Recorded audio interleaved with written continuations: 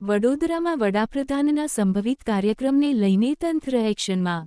વડોદરા નજીક national highway રૂ. 48 પર વાઘોડિયા ક્રોસિંગ પાસે નિર્માણ પામેલા સરદારધામ 3ના લોકાર્પણ પ્રસંગે વડાપ્રધાન શ્રી નરેન્દ્રભાઈ મોદીની સંભવિત ઉપસ્થિતિને ધ્યાનમાં રાખીને જિલ્લા પ્રશાસન સક્રિય બન્યું છે।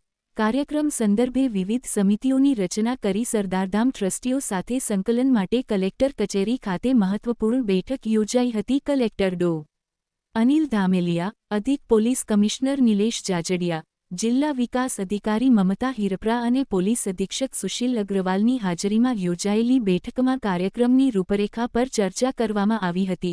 સંભવિત કાર્યક્રમ મુજબ વડાપ્રધાન તા 11 મેના રોજ સરદારધામ 3નું લોકાર્પણ કરી છાત્રાવાસ અને પુસ્તકાલય સહિતની સુવિધાઓનું નિરીક્ષણ કરશે। વિશાળ જનમેદનીને ધ્યાનમાં રાખીને પાર્કિંગ, ભોજન, બેઠક વ્યવસ્થા અને ટ્રાફિક વ્યવસ્થાને લઈને સૂચનો આપવામાં આવ્યા હતા। હરણીગદા સર્કલથી એરપોર્ટ સુધી રોડ શો જેવી સ્થિતિ માટે પણ તંત્ર દ્વારા તૈયારીઓ શરૂ કરવામાં આવી છે।